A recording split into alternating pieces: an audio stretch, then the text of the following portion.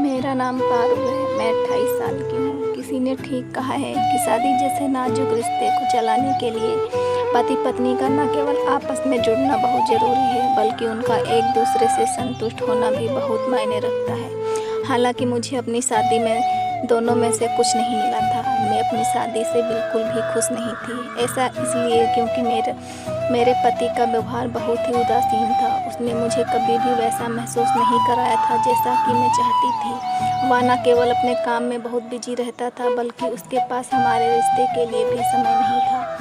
मुझे अच्छे से याद है कि शादी के बाद से उसने मुझे कभी नहीं छुआ था। वह मुझसे प्यार करने में सबसे कम दिलचस्पी लेता था। ऐसा नहीं है कि मैंने उससे पूछने की कोशिश नहीं की, लेकिन उसकी बातों में हमेशा मुझे एक टाल मटोली दिखती थी। अपना रिश्ता सही करने के मेरे सारे प्रयास खराब गए। हमारी शादी बाहर से शांतिपूर्ण दिखती थी, लेकिन वास्तव में यह मेरे लिए गले का फांस बनती जा रही थी। मैं अपनी भावनाओं को बाहर निकालना चाहती थी। मैं अपने पति से प्यार करना चाहती थी, लेकिन मेरे पति हमेशा जानबूझकर जल्दी सो जाया करता था। एक दिन ऐसा आया कि मैं इस प्रेमहीन विवाह में एडजस्ट करने लगी। मैंने अपनी शादी से सारी उम्मीद छोड़ ही चुकी थी कि अचानक मेरी ननद के पति, जो लंदन में रहते थे, 2-3 साल बाद हमसे मिलने आ गए।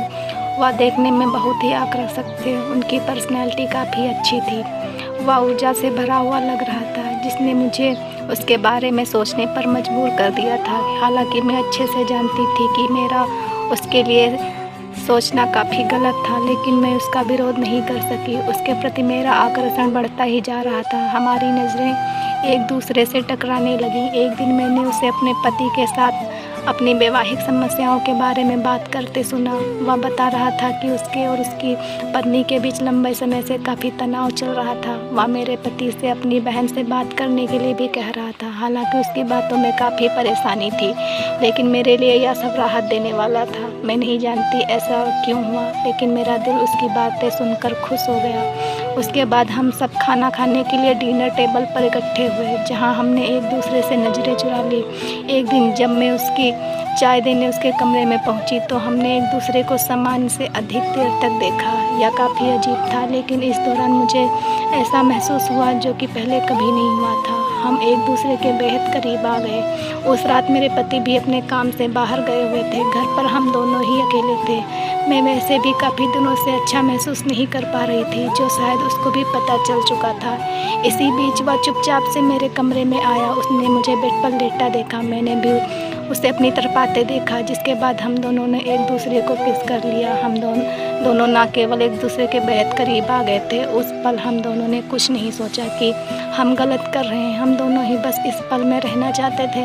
हम दोनों ने एक दूसरे में खुशी ढूंढ ली। घर पर रहने के दौरान हम अक्सर एक दूसरे से प्यार करने का मौका ढूंढते थे।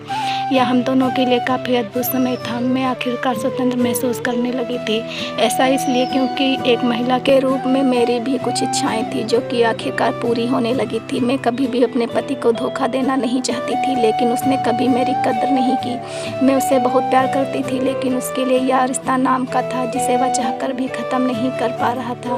एक दिन ऐसा भी आया जब वह अपनी पत्नी के पास वापस लंदन लौट गया। मैंने भी उसे नहीं रोका। ऐसा इसलिए क्योंकि हम में से कोई भी अपने साथी के खिलाफ जाने को तैयार नहीं था। हम अपना सारा जीवन एक साथ होकर बर्बाद नहीं कर सकते थे। इसलिए हमने अपने बीच के रिश्ते को हमेशा गुप्त रखने का फैसला किया, जिसका मुझे कोई पछतावा नहीं है।